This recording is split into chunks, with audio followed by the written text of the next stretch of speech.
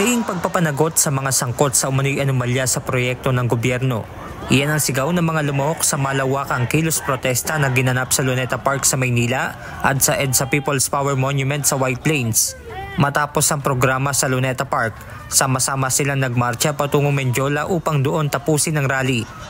Ngunit bigo silang makarating sa Menjola dahil sa barikadang inilagay ng Philippine National Police. Pagdating po sa mga ganyan, open kami doon. Tatanggapin natin kung ano man po yung sinasabi nila. Ang sa amin po dito, hindi po kami pwede na maging complacent po o sabihin na natin na kumpiyansa pagdating po sa pagbibigay ng seguridad.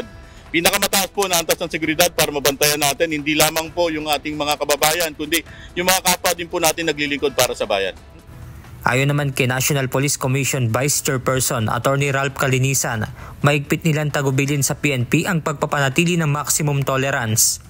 Kailangan ng karapatan ng tao na makapagsalita.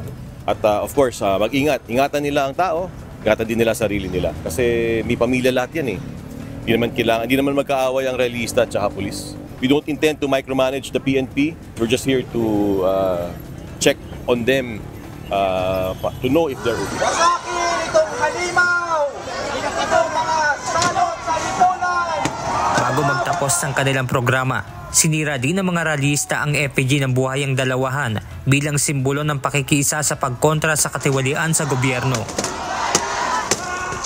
Samantala, 3 individual naman na miyembro umano ng press na nakasuot ng Kevlar at bulletproof vest ang sinita ng mga pulis dahil sa nakasuot ang mga ito ng balaklava o takip sa muka.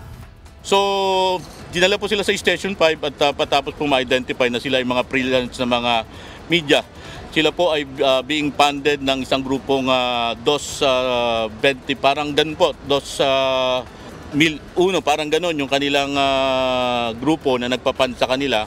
At matapos naman po na ma-verify yung kanilang pagkakalinlan at pinagsabihan po sila na meron po tayong ordinansa tungkol po dito, inirelease naman po sila. Isang lalaki rin ang inaresto ng mga pulis matapos mahulihan ng tiyako. Sa trillion peso march naman na ginanap sa EDSA White Plains, bukod sa pagpapanagot sa mga sangkot sa korupsyon, panawagan din ng ilang dumalo na maipasa sa mababa at mataas na kapulungan ng Kongreso ang Anti-Political Dynasty Bill. BBM, malinaw ang panawagan ng taong bayan. Anti-Political Dynasty Law now, hindi kahapon, ngayon. Kaya ano pang hinihintay mo? Certify as urgent. Kung seryoso ka, kinakailangan bukas na bukas, sabihin mo, ang gobyerno sinecertify as urgent ang Comprehensive Anti-Political Dynasty Law. Payag ba kayo?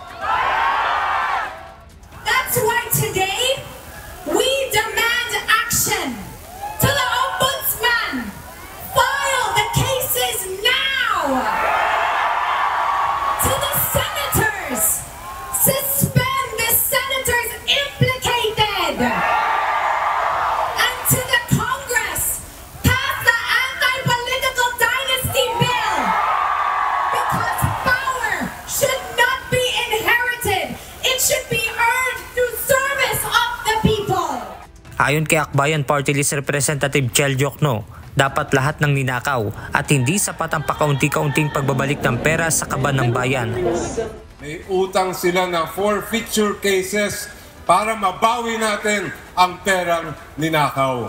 Hindi pwede yung babalik ko lang ng kaunti-unti yung ninakaw kong pera. Ang kailangan maramdaman nila yung kamay na bakal ng ating batas. At yan ang utang, isa pang utang ng ating pamahalaan.